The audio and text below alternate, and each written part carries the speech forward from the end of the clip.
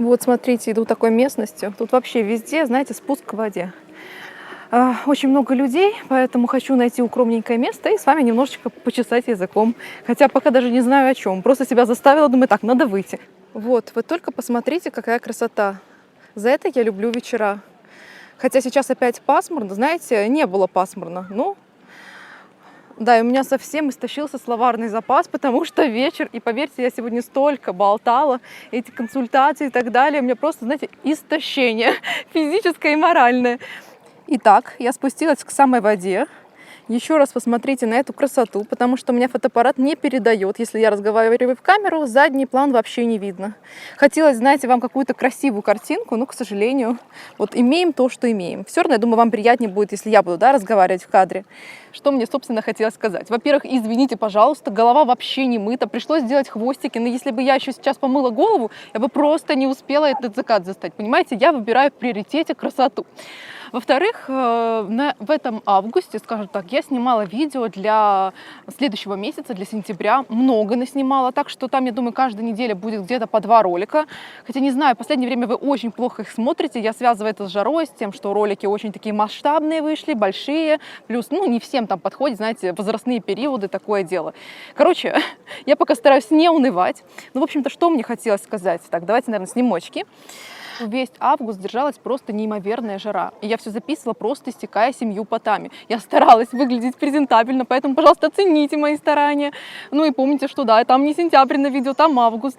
Во-вторых, знаете, у нас соседи затеяли капитальный ремонт, вплоть до того, что все полы они там чуть ли не с корнем вырывают. Я вижу какие-то доски, все, короче, достают. И знаете, дома бесконечный шум.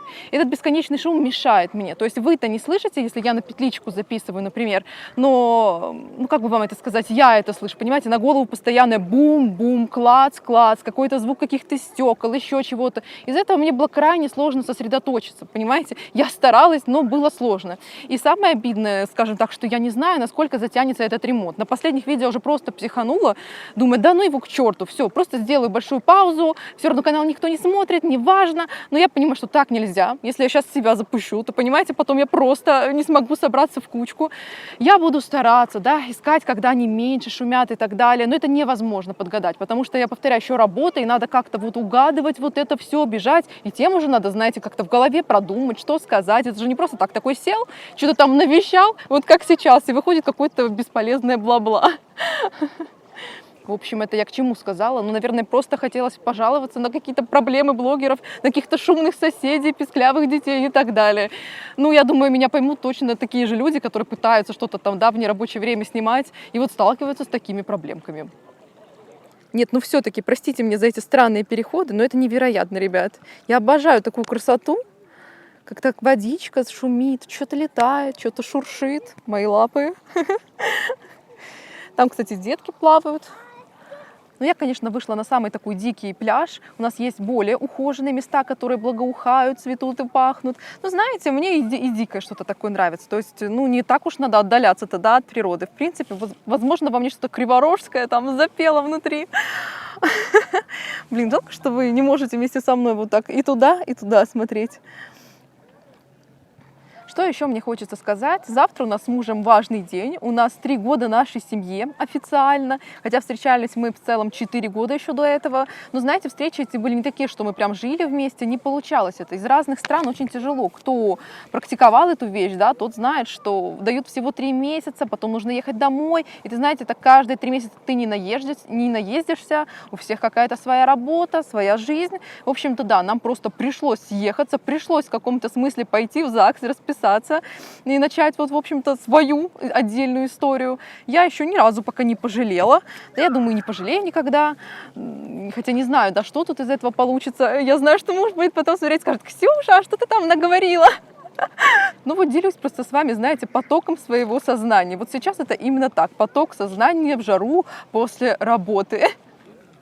Кстати, видите, вот задний берег, вот эту полосу. С самого детства и до сих пор у меня эта фигня осталась. Я всегда представляю, что это какое-то цунами, которое сейчас накроет весь город, и мы все утонем. И будет новый подводный мир. Не знаю почему, но меня реально так прикалывает представлять, как сейчас произойдет какая-то мега-катастрофа, все взорвется, что-то такое будет. Связывает это с тем, что я довольно скучновато, знаете, так живу, обыденная жизнь, будни, рутина, ничего не происходит. И, наверное, сознанию хочется какого-то экшена, какого-то такого небольшого стресса, и все, я начинаю себе что-то такое придумывать, плюс я вообще человек, склонный к фантазированию, а еще я тут записываю с кучей людей вокруг. Знаете, огромная полоса, выбирая место не хочу, люди всегда придут и сядут там, где ты сидишь. Зачем, ребята? Вы что, не видите, что я снимаю ролик? Ну, похоже, всем все равно. Окей, мне тоже будет все равно. Что еще хочется сказать, чтобы вот не затягивать это видео? Вчера, сегодня писала статьи на тему секса, и вообще, кстати, с этого начинала, писала о сексе. Поверьте мне, кстати, кто хочет раскрутить свой блог, кто хочет, ну, вообще набрать аудиторию какую-то, надо говорить о сексе. На этом канале я этого не использую, потому что, ну, мне не хочется. Знаете, такая странная публика притягивается, начинает какую-то пошлость в личку писать. Мне не хотелось именно такой аудитории. Но сегодня я задумалась о том, что можно снять еще несколько видео на тему секса, если вам интересно. Можете написать какие-то темы, которые, возможно, у вас там в голове вас будоражат, да, и так далее. Хотя, опять же, мне не хотелось бы, наверное, возбуждать аудиторию не своего формата, я еще об этом подумаю. Также у меня в планах было, возможно, знаете, составить какие-то ролики типа про феминизм, про вот там всяких движений против детей, что там еще. Вот разное, вот сейчас, что очень популярно, нет, тему политики и религии я касаться не буду, хотя я знаю, что сейчас происходит в Афганистане, я за всей этой ситуацией слежу, у меня есть определенные какие-то свои мысли, но говорить их я тоже не буду, потому что я знаю, знаете, у каждого свое мнение, придет, все мне напишут, какая я тупая и так далее. Ну, окей, знаете, пусть лучше это останется при мне. Так, ребята, знаю, что ничего такого не рассказала. Это снова был, знаете, такой какой-то пустой разговор. Но, тем не менее, я думаю, что завтра мы с мужем пойдем гулять по городу, да, в эту жару. Возможно, я поснимаю для вас наш центр, он очень красивый, если кто-то еще не видел. Но не буду много говорить. Всем вам вкусного утреннего кофе. С вами была Ксюша, и пока!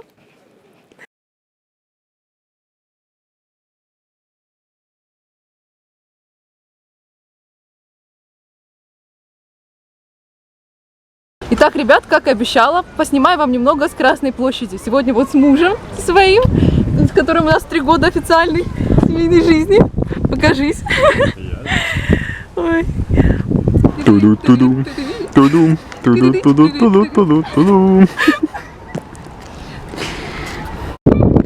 А как-то вот так выглядит наша площадь. Ветрено немного. Лучше мне, наверное, не в кадре быть, но лучше так вам показать.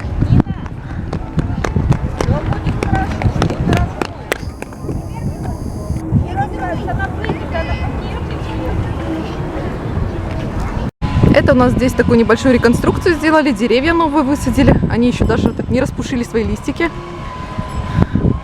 И всегда все катаются. А мы сейчас идем в надежде, что мы попадем опять все-таки на эти катамараны. Хотя мы все время на них не попадаем. Мы уже раз 10-й приезжаем, и каждый раз там все занято. Вот. Что еще вам такого рассказать? Мы наше знакомство расскажем? Расскажем. Когда он мне ВКонтакте написал, да, я быстро в 2 словах. Давай. Когда он мне написал ВКонтакте, я зашла такая на его страничку, посмотрела, думаю, какой-то маленький мальчик на фоне каких-то ковров, ты был с какими-то котами, там, думаю, ладно, пообщаемся. И запала я до ника своего только когда он узнал, что я тоже пишу, и прислал мне свои какие-то тексты. Помнишь, ты 3 или 4 прислал? Он не ожидал, что я их почитаю, но я их почитала, и я такая, вау, вот это глубина у человека. И я так сразу, знаете, обратила по-другому внимание на него. Думаю, ух ты, крутой чувак. И мы начали больше общаться. Я уже так не относилась к этому, типа, не всерьез. Вот, и как-то пошло-поехало, да? А вам свою версию изложу. Хорошо. Как обычно, очень много людей. Вот так оно все выглядит. Я думаю, у вас в городе то же самое. Вот эта очередь. Потом, поверьте мне, это еще маленькая очередь. Много ветра. Я без петлички. Не знаю, как будет меня слышно. Надеюсь, мы все-таки покатаемся сегодня. Теперь, как сказала Ник, мы не сухопутные крысы. Психолог с оголенными ногами. Как я встретил вашу маму? Однажды мы поехали с отцом в командировку, потому что мы вместе работали тогда. Впрочем, сейчас работаем, это уже другая история. И у меня там были дикие проблемы с носом. Я подсел на капли назальные. причем очень дорогие покупал, рублей за 200. Потом, когда не выяснил, что можно рублей за 20 покупать. Эффект тот же, блин, но дешевле в 2 раза. Я решил тогда с них слезть как раз. Мы поехали на 2 дня, была дикая жара, вот примерно как сейчас. Причем в Москве в тот год какой-то теракт, не теракт, а просто что случилась какая-то авария в метро. Как мы познакомились? Была ночь, я не мог уснуть, потому что у меня нос не работал, было дико душно, ворочался и решил, как себя развлечь. Как можно развлечь себя молодому холостому мужику? Ну, естественно, найти себе с кем пообщаться. Я нашел в группе «Якорь», мужской журнал, он так назывался раньше, тему с каким-то чатом для знакомств, что-то в этом духе. Мне лень было заходить на этот чат, я просто смотрел, кто лайкнул эту запись. И одной из лайкнувших была как раз моя маленькая пушистая будущая жена. Ты дурашка, Зай. Причем я написал: «Привет, не хочешь пообщаться?»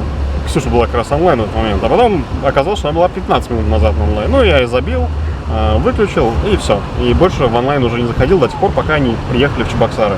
Уже на подъезде в город я увидел, что Ксюша мне написала довольно-таки объемное сообщение, мне стало интересно. И когда я уже приехал домой, а дома меня ждало еще больше приключений, скажем так, потому что мама затеяла ремонт в ванной, и вся пыль, которую рабочие напустили... Ты очень подробно рассказываешь. Я знаю. И вся эта пыль в мою комнату залетела. Я просто объясняю ситуацию. Я уставший из командировки, жарище, все в пылище. И единственное отдушило то, что я увидел Ксюшино сообщение и решил, что, блин, стоит пообщаться с девушкой. И тоже написал огромное сообщение. И все наше дальнейшее общение строилось в том, что я ей присылаю километровое сообщение, Ксюша мне присылает километровое сообщение. И вот так и жили. Первый месяц до тех пор, пока не признали друг друга любви. Ты первый. Что это? Ага, конечно. Я почувствовал все от тебя исходившее. Может, ты стеснялся, когда ты раз по скайпу пообщались? Да.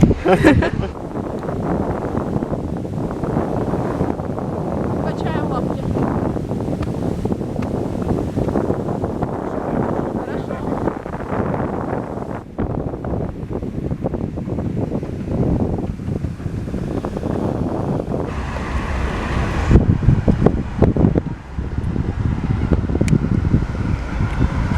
Так, ребят, мы нагулялись, у нас очень жарко.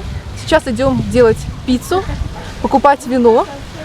Никита, тебе понравилась прогулка? Очень понравилось. Самая красивая девушка на свете. Всем вкусного кофепития утреннего. Пока-пока.